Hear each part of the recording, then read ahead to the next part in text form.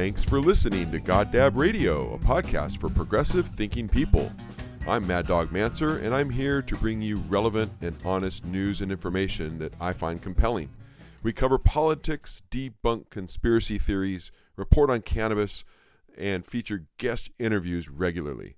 At Goddab Radio, we are ferociously progressive, fiercely skeptical, and forcefully scientific with a no-nonsense attitude. Today is Friday, and it's May 26th. We have a great show with a great interview today. For our Conspiracy Hypotheses segment this week, we will continue on the Christian Creationism theme, as I promised last week, with an interview with Thomas True, founder and organizer of the Gateway to Reason Conference that's coming up July 28th through July 30th in St. Louis. That will take up the whole first half of the show, plus some. And then in our Carnival Barks, we will cover Trump and the mounting scandal surrounding the Russians, and maybe make a minor comment on his trip overseas. We will squeeze in a bit of cannabis news, too, from Oregon, and some comments by the DEA Grand Poobah and the Surgeon General just Thursday at Cleveland Clinic. And as always, we want to thank our sponsors for helping to make Goddab Radio possible, Honey Badger Sungrown and Oregon Cannabis Connection newspaper. And a special thanks again, as always, to Eric Sky for letting us use his amazing song, One for the Green, that we use to open and close our show. We really appreciate it. You can see Eric here in Portland if you're ever in the Portland area. He's a native and he plays around frequently. Let's see here. Let's move on to our interview with Thomas True on creationism for our Conspiracy Hypothesis segment, because they never rise to the level of theory. We want to thank Thomas for taking time out of his trip to California. He's visiting friends, including David Smalley and Steve Hill. He did a little skeptic podcast show while he was out there as well, a couple of them, I believe. And anyway, here's our chat with Thomas. Well, everybody, we are really excited this week to have back with us Thomas True, who is... Yay! Hey, thanks for being on with us, Thomas. Thomas, of course, is the founder of the Gateway to Reason convention for skeptics and atheists. It's going on in St. Louis in July. And he was good enough, even though he's on the road on this road trip, to stop this evening and at his hotel room, give me a call so we could discuss this creationism stuff. And just glad to do it. Thanks for joining us, Thomas. You've got more of a background than I do in this, I think. I just wanted to give everybody kind of a recap of what we did last week. We kind of broke it down into a few categories, if everybody remembers.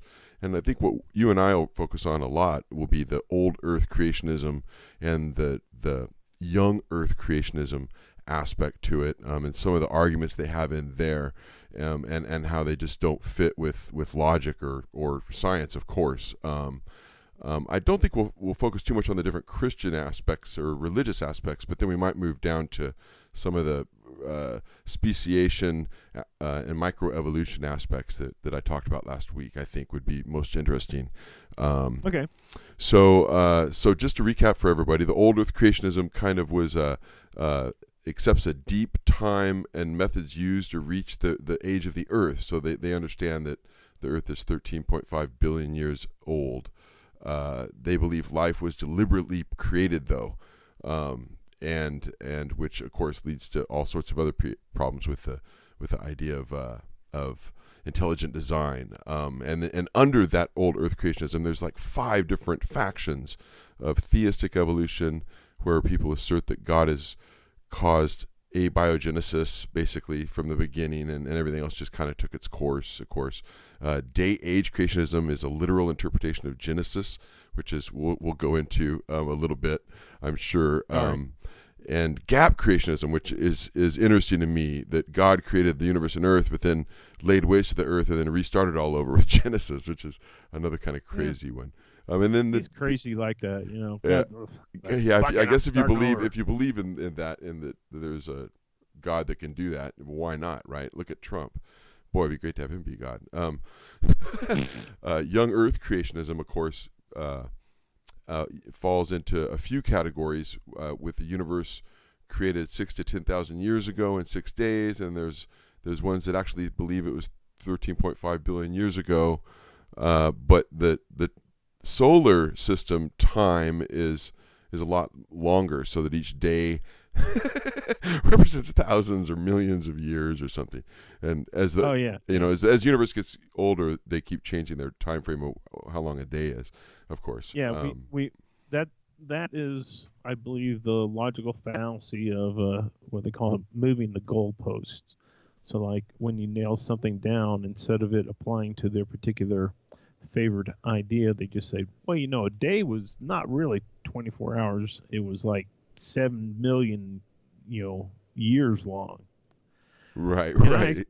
I actually ascribe to that because there is some biblical support for that, because I believe it's either in Psalms or Proverbs where it says, to God, days like 1,000 years, and 1,000 years is like a day. So when I was a Christian, because I believed that the scientific evidence proved that there was no doubt that the age of the Earth was more than 6,000 years old. So I kind of used that as an idea to explain that the millions of years that we count of as today were as to God just a day, which basically means it doesn't have any meaning at all. Right, exactly.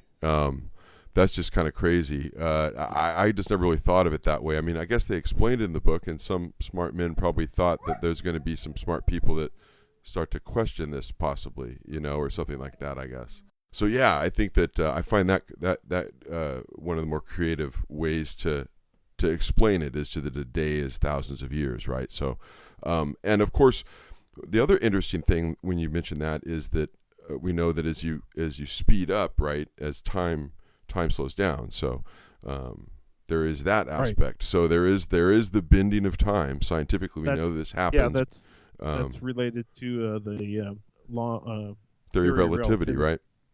Right. So if you go to the speed of light, supposedly you become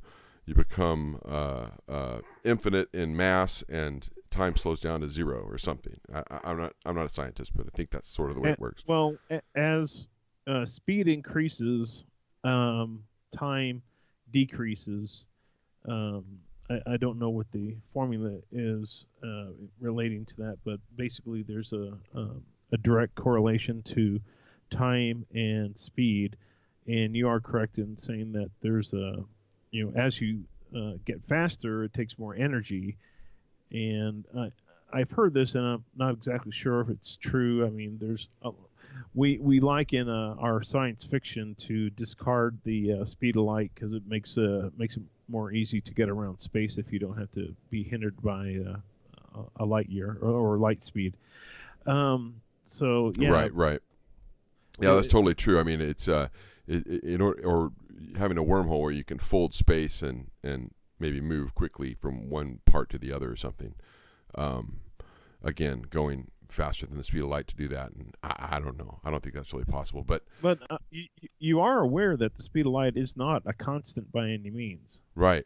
No, I've tried to wrap my mind around that idea too, because I've always felt that it was. Of course, most people believe that as they're being raised. Well, as it goes through mediums like water, light, glass, gases, etc., it slows down according to whatever medium it's going through.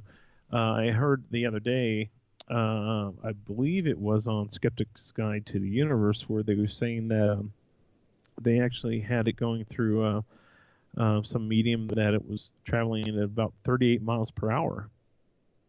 So quite a significant drop in speed. Yeah, you could say that's significant.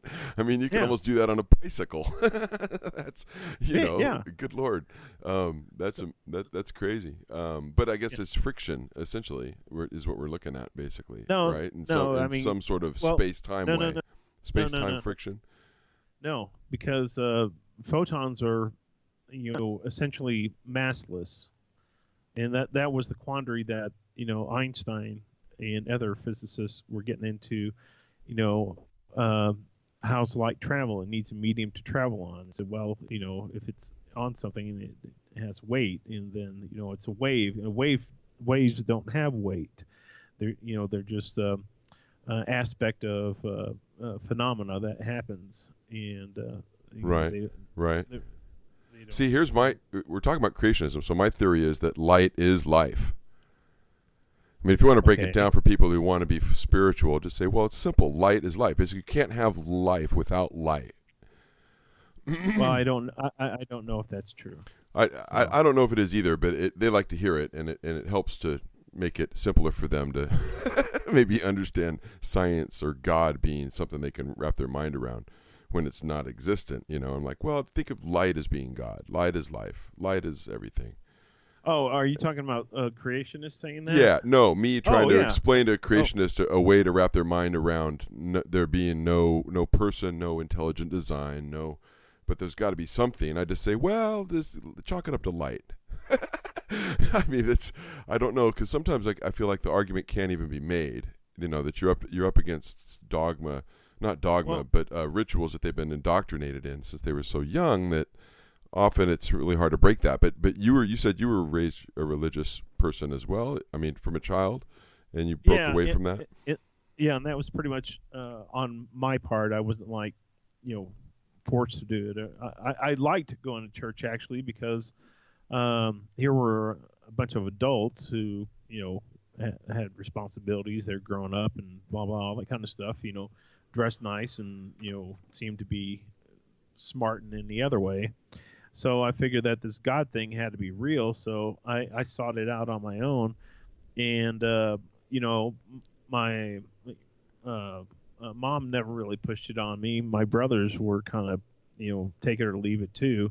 It's more of a social thing to them, but I wanted to learn as much about this as I could. But so I kind of pushed it on myself, which in a way made it easier for me when I left it, because all I had to do was disprove the things that I believed in, and that was taken care of. So made it pretty easy.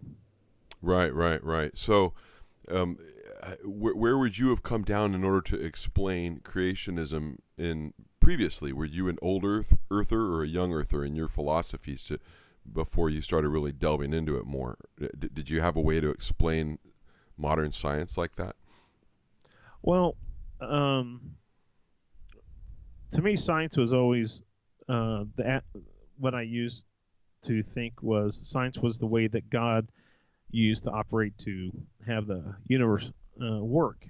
And so, um, the Bible isn't a expository textbook, that goes into depth on all the processes and things of how the universe operates. It's more of a general guideline to help using those principles, but explaining them in a more common language. That's how I looked at it. And Right. so science would always, like a better word, always trump the Bible as far as details. Like, if it said something to the effect that God created the heavens and the earth and all that kind of stuff, it would be based upon the idea that these things exist and there had to be a prime mover and all that kind of stuff, not necessarily because there was a scientific rationale for it.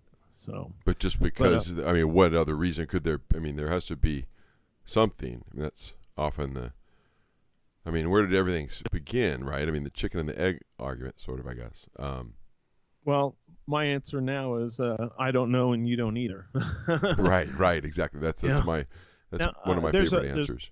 There's a concept that I want to highlight before we move farther. Many religious people tend to overemphasize the importance of their mind, their agency, their thinking, just the idea that they are sentient and aware of themselves. Right. Some are more aware of themselves than others. But Right. as I've heard people like Tracy Harris mention, the mind is a emergent property. There is not necessarily something that is the mind. or a personality. I mean, I know it's a lot more complex than that, so I'm not discounting the actual neuroscience and psychology and all that aspect to it. But in order to kind of explain to myself what an emergent property is of of our mind state, is I look at it this way: if you ever gone to let's say a uh, water fountain display where they have these chutes of water that go up and maybe match to music and things of that sort. Have you ever seen something like that? Oh, not in person, no. Only on But videos and stuff. well, you're aware of the concept. Oh yeah. I mean, each individual water jet is actually just being on and off for a short period of time. That is all it is doing. It's not like, anything drastic other than being off and on. But when these are all put into line, a pattern will emerge, and it can look like a wave. It can go up and down. It can, you put lights, and that's kind of how I personally try to understand the concept of the mind as an emergent property. It's not necessarily that there is something called the mind. It's just that all these natural forces have come together, and humans and other animals too have resulted in having a sense of self-awareness and sentience that we can try to cope with, understand, and Right. I like your description though. I think it's a great analogy. So I mean, and- basically, and- the and it's- brain is the jet just shooting the water on and off. It's an on and off, and then Right. the mind is the interpretation of that and the wave or the butterfly or whatever is appearing. You take all the little jets combined in a chorus. Right. It makes a picture or sound.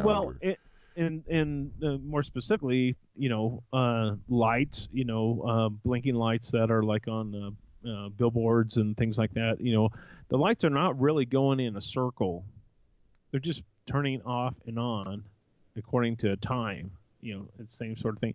And really, I mean, I know there's a lot more to it than that, but that's just a tool to help explain a very complex concept. And I'm not saying that that's all inclusive or there's no errors in it, but it does help explain in some ways something that's very complicated, and it's useful for us to understand when we deal with the religious people who think that they're so special because we can think. Well, la-di-da, Right. My actual job, I am a pet photographer, so I deal with all kinds of animals all the time. And there's absolutely no doubt in my mind that, animals of all sorts have a thinking consciousness of themselves and what's going on around them. Oh, sure. Absolutely. I totally agree with you. And emotions too. Sure. Absolutely. I mean, they just can't speak and form the long threaded thought process we can. They don't remember particularly. Well, they only remember the experientially, like a Pavlov dog thing. I don't think that they necessarily have long-term amazing, recalling memory necessarily like we would think of it. It would be just little bursts of pictures and smells and coming back to their brain. And I really don't know how to define how dogs or cats or hamsters or anything, but I do know that they possess characteristics that are similar to what humans have, which is natural because we're mammals and we're evolved in these. I mean, if humans have them, then it only stands to reason that in whatever capacity that they've evolved throughout the animal kingdom, that other animals possess them in certain capacities too. How they actually use them is a whole different thing. But anyway, we stray from creationism a little bit. That's okay. We're not on a bad timeline, so I don't have a commercial break. That's one of the advantages. All right. Okay.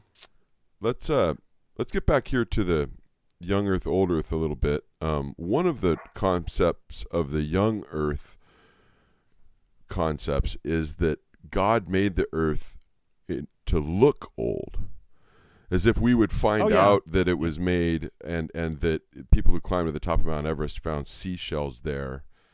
God put those there because or Satan, maybe God or Satan. I've heard both. Oh, Satan to tempt us, right? Yeah. That would come from the more hellfire, brimstony, real God fearing type of stuff. Yeah. Exactly.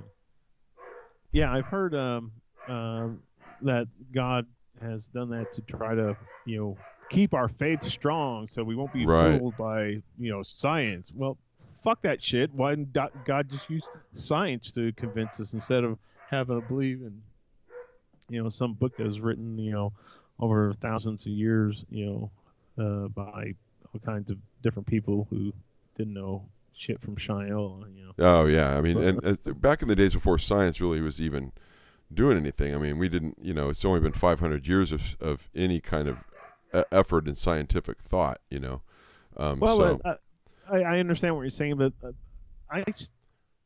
I firmly believe that the very first human, as whatever we would define that as, of how many other thousands of years ago, let's say, just for shits and grins, 75,000 years ago, that if that, let's say, magic time machine person was to be brought into our century or our present day, that they could learn, especially as a child, they could learn everything that we can do now. Right. So our brains are not like. Oh, I agree. Substantially evolved. I mean, it's real. It's real nuanced. The advantage to this, the advances we've had in even 50, 100,000 years, I would guess. Yeah, it's very very small. And I guess what I should know. I've used the wrong term. Scientific method has not been deployed by mankind really, except maybe the Chinese did it before. We don't have enough Western scientists or people to enlighten us. I need to learn more. But the Chinese have been doing stuff 1,000 years ahead of the rest of the world in some ways. And I also think that Greeks deployed that type of thinking a lot in some of the things they did, so and it was lost, so there were sporadic cultures throughout the world throughout time that were more analytical and sticking to details of the natural world. Definitely we can see things from the Babylonian period, ancient Greeks. I still get upset about the library in Alexander being, destroyed. Oh man, what a loss that was.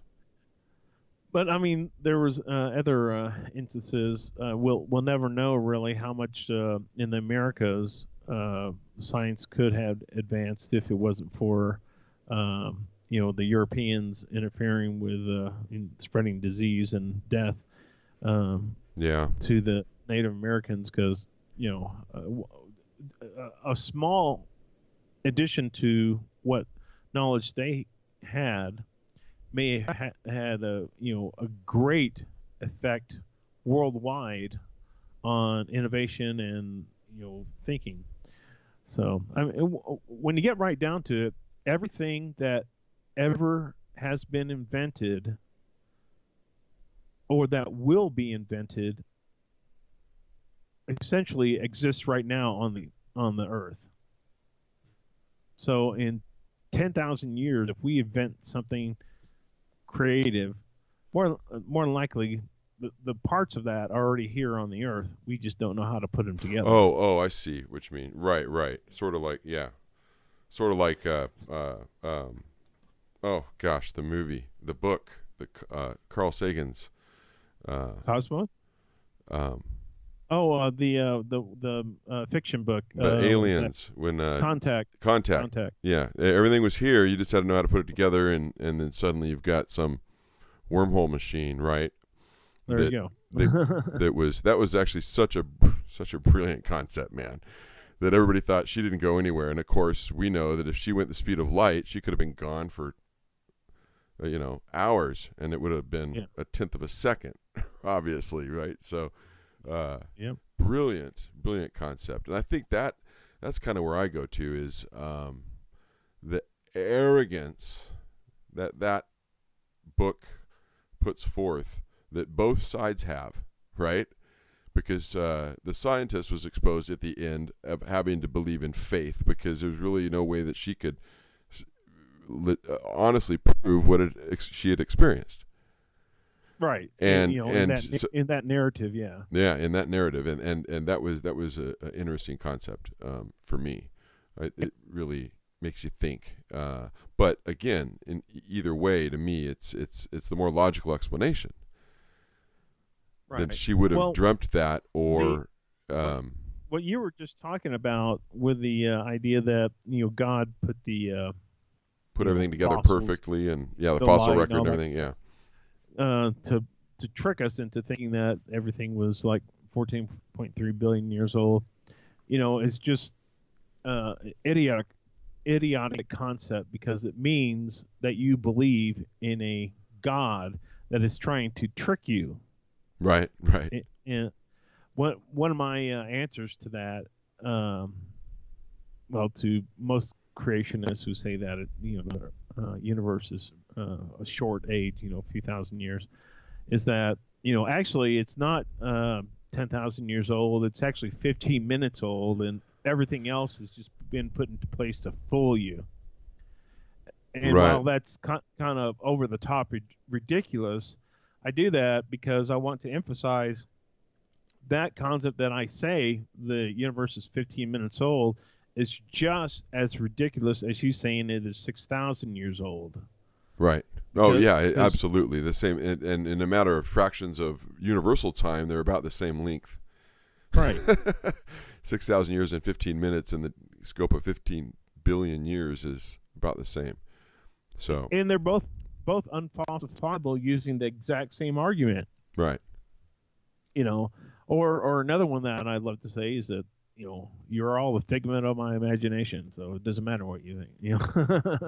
Right. Figment. So. That's a brilliant one, right? Okay. I think that covers the basics of it. The other things I kind of wanted to hit on maybe would be the whole idea of the rapid speciation idea, when in order to fit the history of the Earth into 6,000 years, and in order to allow a massively smaller number of species kinds necessary to fit in the ark, or in order to explain the existence of carnivores and other animals that couldn't be part of the Garden of Eden, argue that speciation rapidly occurred after the fall or after the flood, following the current diversity of life. And they have absolutely no evidence of this. Just some guy sitting in their basement, just dreaming that up. I mean, it's just amazing, right? Hey, I know how we could have done it. We could have had one pair of monkeys on the boat, and then right after they got out, now we have 50,000 or whatever. Or just like his two generations later, you've got a different species, and then 2 generations again, you've got a different. I mean, that's just insane. Or the idea that all species were created. Again, the whole complete intelligent design idea. Yeah. Well, it also shows that they have no ideas of the concepts of genetics, because there's nothing in genetics that shows that. I mean, genetics is the blueprint of how life exists. I mean, we are essentially like 50% shared DNA with a mushroom. Right. That's how close life is on this planet. I mean, those from a fungi to humans. Right. We share that much DNA. Yeah. And we're so diverse. If we're going to have 2 different species, there's going to be a real clear code written in the genetic blueprint of that happening. It's not just, it's easy just to make shit up.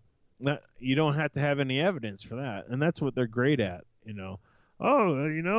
just thought they'd, have 6 different types of species in 2 generations. Right. What? Yeah, exactly. What are you talking about? Well, and they accuse people, people who believe in evolution of, well, you never had a crocoduck or reptile, a lizard, give birth to a bird or some crap like that, and then with this type of special pleading speciations, they're basically advocating that one species is going to give birth to a totally different species. Right. It's just, Absurd. You can't say that. We'll say that. No, it's just not based on any sort of logical thought by any means, right? I mean, obviously. Well, and there's a twist on that of microevolution that when they say only that microevolution and not macroevolution is possible, so that right. micro being only mutations happen that allow tiny changes, like people are Chinese and white and black, and those are small microevolutions, but they don't believe that we came from the apes per se, that we were completely separate species all along, and they just died off. And that, again, may have a little more plausible thought process put behind it, but not much, because it's just as ridiculous, if not more so, because, I mean, what creationists totally discount are genetics. If they were to just learn basic ideas and concepts of genetics, they couldn't use these arguments anymore. You can only argue creationism if you are ignorant of the science. The science of genetics, right? And I mean, they've actually broken down the entire genome now, so they know the genetic code of the human being from back to front, to the point where now you can send in a sample and they can tell you where you're from. Yeah, general idea. I mean, keep in mind that when you send those out to like the you and me and I'm 23 and stuff like that, they are using defined parameters on that. Like if you're, they're using. You have to match what they show as being these specific genes for those areas in order to be shown as being from there. Right. And so I mean, there's even variation in that. So I mean, yeah, no, they're not perfect. I would probably get it done by a few different companies if you were, but if it matches what you think you probably were, then well, it's just a reinforcement of what was probably a good, reliable way anyway. If you know your family came from. I mean, I want to get it done too, but I'm just saying that my mom got it done, and she was kind of surprised to see a lot more. Nordic in her background, or our background, then she family history led us to believe. And I was like, came from England, and like the Danes kind of took over England for quite a long time. Right. So I mean that totally makes sense, Totally makes sense. Yeah, absolutely. I've got that in mind too, and I'm sure it comes from that. Actually, my family goes back to like the Guernsey, Jersey Islands, which actually makes total sense. I don't know what that is. The Channel Islands, I should say, between England and France, which is right in that region. So France and England, and then there's some Nordic stuff, and I'm thinking it probably comes from the English, because most of my immediate family back 3 generations or 4, there's no Nordic, and my couple of sides of my family can go quite far back. And there's a whole lot of Irish and English, and they keep marrying each other, and they did for centuries, right? I mean, it's not like, French people would marry a bunch of English people 200 years ago. It didn't happen very often. So that this mixed up crazy world we're getting now genetically is making things different. It's not something that happened a long time ago. So you may have encountered this. I'm going to slightly guide the conversation to this. I think this has to be given its own category of creationism, because it seems to be gaining more of a foothold. The flat earthers. Oh gosh, and that's a special kind of crazy, though. When I first started hearing about that, I thought, what the fuck are they talking about? That's totally stupid. The very fucking device that they're using to tell me that the Earth is flat is dependent on the reality of the concept that the Earth is a sphere. Your messages are bouncing off satellites that orbit the Earth, and they have to be kept in synchronous orbit, and you have to use Oh yeah, no, it's just the timing, the distance, light speed, all that crap has to be used just in order for them to be able to tell me that the Earth is flat. It's like, you not fucking to mention idiot. an airplane ride. Yeah. You look Well, out I the mean, fucking window, you can see the curvature of the Earth. I mean, my God. well, they say it's an optical illusion. Of course, But right? They have all these like, other, it's the light as, bending to make it look curved and shit. Yeah. I'm headed out to California from St. Louis. I'm almost halfway there, maybe between a third and halfway there. And just in that distance, I can tell difference in the sunrise and sunset from St. Louis to where I stopped last night. There's about a 30-minute difference in the sunset, and then there's the time zone when I reach the border of New Mexico, which resets that, but I haven't gone backwards. So it clearly is adjusting for a round ball, Right, right. Basically a globe. No, we covered the flat earthers on Goddab Radio. Just like third episode, Kyrie Irving was talking about it with the Cleveland Cavaliers. Yeah, it blew my mind. I was like, you got to be fucking kidding me. There's no way that and especially somebody like him who can afford to fucking fly, can look out the window and say, oh yeah, that's kind of round. Well, the first thing I remembered was he went to Duke for a year. And I thought, boy, son, you should have stayed at Duke. You might have learned something. And it also goes to show you what kind of people Duke is willing to take into their program. Well, but then again, I mean, he wasn't going to be there for a degree. He knew that, so he didn't really give a fuck what they were telling him. As long as he got his, I mean, he only had to be there for a year, so why did he even care? Wow, amazing. But he's somebody, he can literally buy a plane, hire a pilot, fuel that fucker up, and fly the entire goddamn thing around the Earth, going one direction, and end up back where he started. Right. And he could probably do that for, I don't know, let's say $10,000. He could literally fly around the goddamn Earth and prove it isn't a sphere, and then he said, "Oh yeah, it's flat," Yeah, I know, crazy man. I know a lot of them. You could chase the Earth. You could chase the sun for half the day. Yeah. You could have like an 18-hour day. If you flew west. Right. And chase the sun at 600 miles an hour for. You're just gonna, you're gonna have a. I mean, come on, man! It's just so obvious. I mean, but see, this is all the flat earthers are a special segment of the creationists, because they take it to that next level of taking the Bible literal. Right. So, and with them, two questions that I always ask is. What's on the other side, and how thick is the Earth, which I never really get an answer. I think I saw one drawing where it basically looked like there was a inverted mountain underneath the circle where they placed the Earth.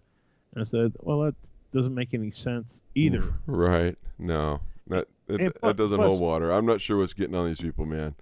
Thomas, I really appreciate you calling. We're going to have to wrap this up, though. All right.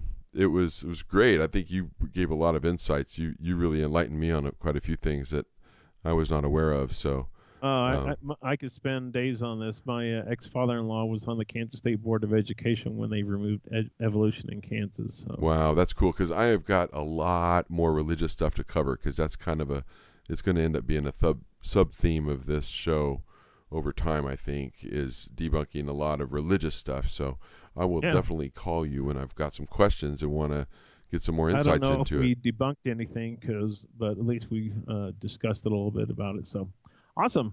Sounds great. All right, Thomas. Thanks a lot. Before I go, be sure to come to Gateway to Reason in St. Louis, July 28th to 30th this summer. July 28th and 30th. That's the Gateway to Reason conference that's in St. Louis.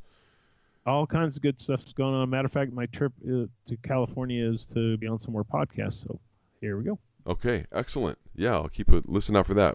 I'll leave a link for the Gateway to Reason in the podcast too. So, excellent. Thanks a All lot, right. Well, Thomas. thanks. Have a good day. You too, man. Well, I've got to admit that was a really enjoyable conversation that Thomas and I had, and we sure didn't solve a bunch of creationism issues for sure, but I think we shed quite a bit of light on it. So I hope you enjoyed that. Now let's get a word from our sponsors. Are you interested in cannabis? Do you work in the industry? If so, you should pick up a copy of the Oregon Cannabis Connection newspaper, available at over 380 locations across Oregon. We cover cannabis news and provide solid information on cannabis in Oregon and nationwide. Find us online at www.occnewspaper.com or pick up a copy at one of our distribution locations. We offer an interactive map on our website for your convenience. Oregon Cannabis Connection, connecting the cannabis community in Oregon since 2010. At Honey Badger Sungrown, they care about providing natural products. There are no chemical pesticides and no chemical fertilizers used in their cannabis grow, and they are motivated with a passion for natural cultivation. They take pride in sustainable and environmentally friendly cultivation and produce their product on the beautiful Willamette Valley floor. Honey Badger Cannabis is available at a number of dispensaries, including Grow High Station in Portland and Stash Cannabis Company in Beaverton. Ask for Honey Badger Sungrown products at your dispensary. You can visit them online at www.honeybadgersungrown.com. It's time for Carnival Barks, our weekly Trump roundup where we highlight recent alternative facts from the so-called president. A segment where we point out the absurdities, lies, and blunders coming from Trump and his inept administration. This week, we bring you news on his own son-in-law, Jared Kushner, and his Russia ties. And then also the G7 leaders just schooled Trump on climate change and why he should not pull out of the Paris Summit agreement that the United States signed under Barack Obama. First, we start with the Reuters article here on Jared Kushner's FBI scrutiny in Russia probe, reports the media. President Donald Trump's son-in-law, Jared Kushner, a senior White House advisor, is under scrutiny by the FBI in the Russia probe, the Washington Post and NBC News reported on Thursday. Kushner is being investigated because of his meetings in December and other possible interactions with the Russian ambassador and the banker from Moscow, the Post reported, citing people familiar with the investigation. Kushner is the only current White House official known to be considered a key person in the probe, the newspaper reported. The FBI, several congressional committees, and a special counsel appointed by the Justice Department are looking into allegations of meddling by Russia in the 2016 U.S. election and possible ties between Trump's presidential campaign and Russian officials seeking to influence the election. The controversy has engulfed Trump's administration since he fired FBI Director James Comey on May 9th. Moscow has repeatedly denied the allegations, and Trump denies collusion with Russia. The interest in Kushner does not mean investigators suspect him of a crime or intend to charge him, the officials told NBC News. It is not known whether Kushner has received any requests from the FBI for records, NBC News said. One of Kushner's attorneys, Jamie Gorelick, said in a statement her client would cooperate with the investigation. Quote, Mr. Kushner previously volunteered to share with Congress what he knows about these meetings. He will do the same if he is contacted in connection with any other inquiry, Gorelick said. The FBI and the White House did not immediately respond to a request for comment. Yeah, okay. We'll see where that goes. I think Kushner has an infatuation, sort of. I was hearing on the news with Silicon Valley and had employed some companies to do data and information gathering and actually deployment of news stories to certain areas of the country. I mean, they were trying to target news stories to places like Wisconsin and stuff like this during the election. So it looks like maybe he had some ability. I mean, if the Russians were giving him fake news stories, he could pump into Wisconsin. Would that be collusion in the election meddling? I would say so. I mean, that's just beyond compare, right? Yeah. Well, we'll see how that goes. To me, that's just beyond compare. So he made this trip to Europe, to Middle East, actually, and then on to the NATO headquarters where they're meeting on the Paris Climate Accord that had been signed, and he was talking to German leaders as well. Before this part of the visit, he of course was at the Vatican, met with the Pope, where his wife neglected to kiss the back of the Pope's hand. I don't even know if Trump did. I just saw the meme on Facebook. It was pretty funny. And the Pope just shrugged his shoulders. Before that, he was in Syria, or Israel, actually. And before Israel, he was in Syria. So he took on a pretty major trip for his first trip for his president, to travel to some really important places, really. But at the end of this trip, while he's in Paris, he gets hammered by the other G7 leaders. There's a great photo Getty Images owns. It's on Bloomberg Politics of him standing with these other leaders, and it includes Macron and Merkel, who are both looking at him almost incredulously and listening to his comments. Apparently, Trump is evolving on the idea of climate change and hasn't made up his mind, and I guess he doesn't think that there's a rush to do anything. Donald Trump, from Bloomberg, Donald Trump's view on the Paris Climate Accord are evolving, according to his top economic advisor, who signaled the president may be willing to bow to pressure from European leaders and stay in the agreement if the U.S. wins assurances it can scale back on its carbon-cutting commitment. Doesn't like those carbon-cutting rules. After German Chancellor Angela Merkel and other group of 7 leaders pressed the U.S. to remain part of the pact for nearly 200 nations, Trump stressed his commitment to environmental protection. We made it clear that we want the U.S. to stick to its commitments, Merkel told reporters after a closed-door G7 meeting in Sicily on Friday. There were very different arguments from us all urging the president to hold to the climate accord, she said. The discussions was conducted in a very honest atmosphere, leading to a very intense exchange. I can only imagine what it's like to deal with that buffoon over an issue like this. He has no idea. He can't even wrap his mind around it. It blows my mind that they're having to deal with this buffoon as president, and the lack of sleep, his lack of inability to grasp major concepts because he delegates to everything to everybody and never considers it's beyond compare. Okay, so all I hope is a Russia probe digs really deep and we can impeach that son of a bitch, because he is really screwing things up for America. My 2 cents. And since it's Goddab Radio and it's my show, that's what you're going to get is my 2 cents. All right, so let's move on to a little bit of news, cannabis news, specifically, first off, from Oregon. Some really good news. The Oregon Health Authority decided not to change in a major way the pesticide testing rules for cannabis. They decided not to change it on concentrates at all. They decided to leave the cannabis testing for flowers at 1/3 of the samples need to be tested for pesticides. The sample batches, 1/3 of them. They were trying to scale that back to 20% or 1 in 5. They left in place. They actually raised the batch size limit to 15 pounds instead of 10.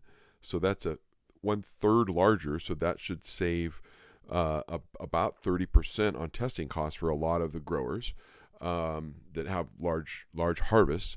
They did decide to allow remediation, which turns out not to be a great thing because there's some problems with remediation. The 6-page long bulletin that they released that you can find at the Oregon Health Authority website that breaks down what their decisions, what their main decisions were. Of course, the glaring problem was that they had proposed not testing concentrates, except testing the processors once a year with a random test, and then not testing any of the concentrates that were headed to market, only testing the cannabis flower before the concentrate was processed. And of course, there were already processors that were testing the cannabis before processing it, and then they ended up with contaminated concentrates because it concentrates 5 times in some cases the cannabis, the cannabinoids, and the particles and the molecules and the compounds that are on the surfaces of the leaves when they're processed with butane or CO2 or any of these different processes. So it was an issue, a major issue, and they needed to address it. And they did. They actually left it the way it was. I know that there's going to be some complaints, but in the end, it's not as expensive as the few vocal people that were really speaking up had said. It's just not as big an issue. So we're excited about that not changing. The remediation is a problem, and we actually had a chance to speak with Ruby from Full Circle CO2 in Central Oregon, and she had pointed out some major drawbacks of remediation, including allowing remediation does nothing to discourage the use of pesticides within the industry, running against the intent of the law and endangering air, soil, and water quality, in addition to human health. Also, no provisions are made for the separation of these products within the facilities, increasing the likelihood of cross-contamination during the remediation process. And lastly, and almost most importantly, no provision is made for informing the public that they are purchasing and consuming remediated products, which is not good. And what Ruby told us on the phone was they've acted in the interest of the industry instead of the interest of the consumer. And she added, to allow remediated products and then deciding not to have rules regarding labeling of those products runs counter, I believe, to the legislation that was passed. I must agree with Ruby. I suggest you guys go check out the changes in the rules. The labeling changes were minor, 2 small changes. Took a half a page for those changes, but the rest of it took about 5 pages to break down. So some changes, major changes going on there. And yesterday, this news from the Cleveland Clinic, the lauded Cleveland Clinic in Ohio, Cleveland, obviously, where my brother actually is a radiation oncologist at a competing university hospital across town. This is from the Oregon Cannabis Connection. In a statement at the lauded Cleveland Clinic, Drug Enforcement Administration acting head Chuck Rosenberg said, quote, marijuana is not medicine, unquote. The event was a Cleveland Clinic Community Healthcare Forum held on Thursday, May 25th, and the topic for the evening was, quote, our nation's opioid epidemic, unquote. In his comments, Rosenberg indicates that the science does not support its use medically. He deferred to the FDA, as they always have done, and the FDA's refusal to recognize the medical value and the thousands of studies that contradict that position. The Washington Examiner reports, quote, if it turns out that there is something in smoked marijuana that helps people, that's awesome, he said, speaking at the Cleveland Clinic in Ohio. Quote, I will be the last person to stand in the way of that, but let's run through Let's run it through the Food and Drug Administration process and let's stick to the science on it, unquote. Rosenberg noted that the DEA takes recommendations about how to classify the drug from the FDA. He pointed out the marijuana studies have been ongoing and acknowledged some studies show it may have medical benefits for children with epilepsy. But it's not medicine, I guess. Huh? I don't know. Anyway, his comments were buttressed by the United States Surgeon General, Vivek Murthy, who also spoke at the event. After admitting to the need for more research and the removal of barriers that are in the way, he shared his concerns about addiction and the chances that children could be more susceptible to drug addiction later in life if they develop an addiction to cannabis. The Examiner also reported, quote, "When you develop a substance use disorder at a young age, it actually increases the likelihood of you developing an addiction to other substances," General Murthy told the audience. Quote, "So in that sense, addiction to marijuana or any substance, including nicotine, during adolescence and young adulthood when the brain is developing is very concerning," unquote. Yet, in the end, he deferred to the science as the most important reason for policies or changes to them, stating, quote, "I worry that we have gotten away from allowing science to drive our policy when it comes to marijuana," unquote. Wow. Basing the decision on whether marijuana has medical value on science, of course, is what they should have done a very long time ago. With over 21,000 articles on PubMed under the search term cannabinoids alone, it should be a fairly simple task to research the medical value. The lack of acknowledgement of the science and blatant discrimination against cannabis continues, even as the bureaucrats with the power contradict themselves with statements like these. Yes, William Stass Jones from Oregon Cannabis Connection, OCCnewspaper.com, their website. Check it out. It's a great website. A lot of good news there. So yeah, that's disconcerting, that kind of news, I must say. Not good. Not something we want to hear, I must say. Anyway, well, that wraps it up for today's show. A couple of short segments there at the end, but we had that great long interview with Thomas True to start off the show. I really hope you guys enjoyed that. Of course, Goddab Radio is available every Friday at 3 p.m., and you can find Goddab Radio on all the typical places you find a podcast, which includes iTunes, of course. We are also on Google Music Play. We are available on Amazon, on Stitcher. We're available on TuneIn.